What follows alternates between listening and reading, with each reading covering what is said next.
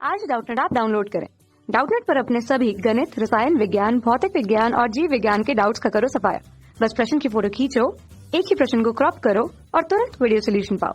अभी डाउनलोड करें। हेलो नमस्कार दोस्तों, स्वागत करता हूँ सभी का। हमारा क्वेश्चन दे रखा है ई नॉट CR2O7 CR+3 का मानक अपचयन वो 1.33 वोल्ट दे रखा है और क्लोरीन का मानक अपचयन वो 1.36 वोल्ट दे रखा है।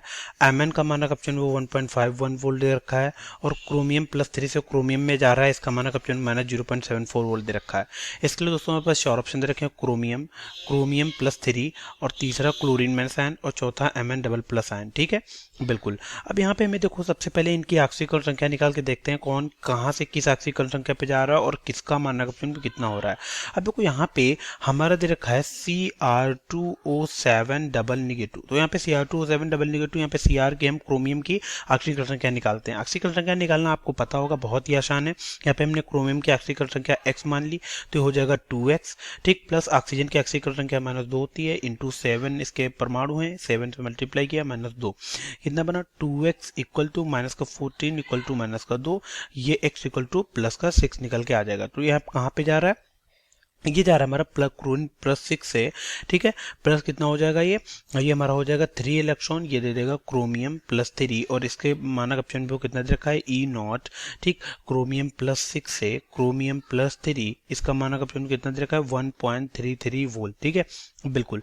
यहाँ पे ये पहला हमने यहाँ पे लिख लिया, ठीक है। इसी तरह से हम दूसरा निकाल लेते हैं। दूसरा हमारा क्या, क्लोरीन माइनस आयन दे रखा है, ठीक है। इसका देख लेते हैं। दूसरा क्या दे रखा है, क्लोरीन, ठीक, ओके। Cl2 से ये क्या दे रहा है, यहाँ पे 2Cl माइनस आयन दे रहा है, ठीक है। हम यहाँ पे क्या करेंगे दोस्तों, हम यहाँ पे 2 इलेक्ट्रॉन करेंगे, ठीक है, बिल्कुल। तो यहाँ पे देखो, ये Cl2 से +2 Cl माइनस आयन दे रहा है, इसका मानक अपचयन विभव कितना दे रखा है 0 से -1, मतलब इसका अपचयन विभव हो रहा है।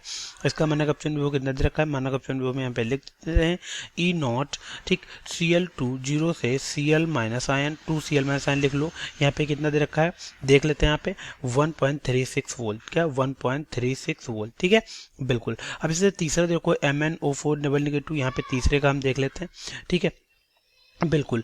ये क्या दे रखा है MnO4, ठीक। यहाँ पे इसकी ऑक्सीकरण संख्या हमें निकालनी पड़ेगी। MnO4 सिंगल निगेटिव है, यहाँ पे हम इसकी पहले ऑक्सीकरण संख्या निकाल लेते हैं। हमने मान लिया x, ठीक, x plus -2 into 4 equal to -1, ये x -8 इक्वल टू -1, ये x इक्वल टू इधर 8 जाएगा, ये 8 जाएगा, ये प्लस का 7, मतलब ये कह सकते हो Mn+7, ठीक। ये क्या दे रहा है Mn+2, ठीक है, बिल्कुल। ये मतलब 5 इलेक्ट्रॉन को लॉस कर रहा है। यहाँ पे इसका मानक अपचयन विभव कितना दे रखा है, MnO4 सिंगल निगेटिव से Mn double positive equal to कितना दे रखा है, यहाँ पे हम देख लेते हैं, ये 1.51 वोल्ट दे रखा है, ठीक है, बिल्कुल 1.51 वोल्ट। इसी तरह से यहाँ पे क्रोमियम का देखो, यहाँ पे आपको देख के ही पता चल रहा है इसका अपचयन विभव हो रहा है, ठीक है, अपचयन हो रहा है। तो इसका देखो यहाँ पे कितना दे रखा है, क्रोमियम +3 इलेक्ट्रॉन, ये दे रहा है क्रोमियम कितना दे रखा है E0 Cr+3 से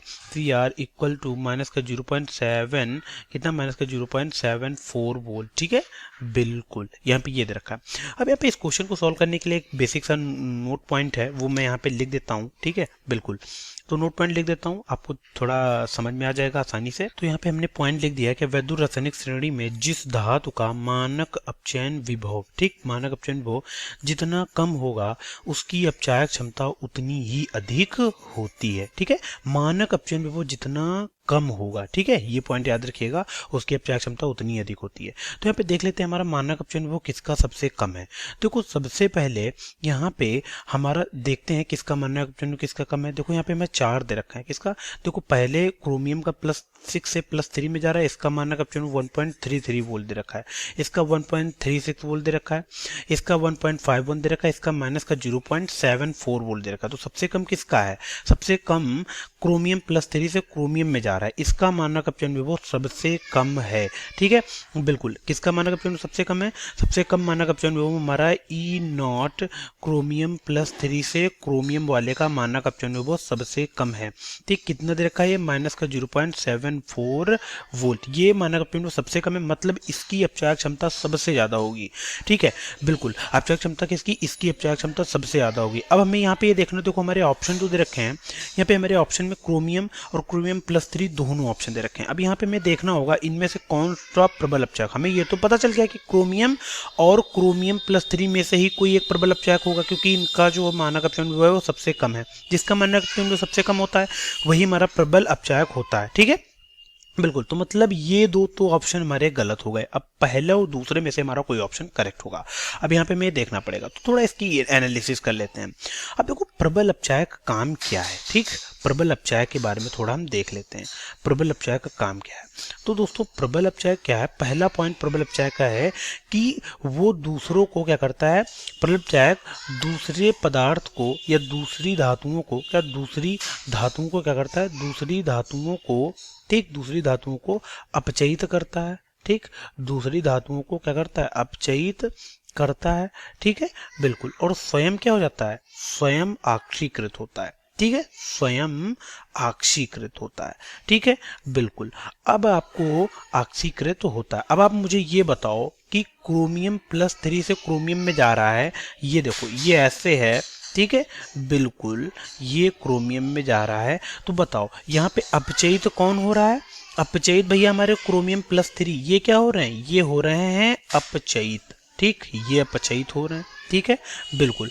और इसी रिएक्शन को अगर हम थोड़ा उलट के लिख दें, उल्टा लिख दें, तो क्या बन जाएगा, ये क्रोमियम प्लस 3 से प्लस 3 इलेक्ट्रॉन, और ये हमारा क्या हो रहा है, ये आक्षीकृत हो रहा है। ठीक है, बिल्कुल, ये क्या हो रहा है, आक्षीकृत हो रहा है। ठीक है, बिल्कुल।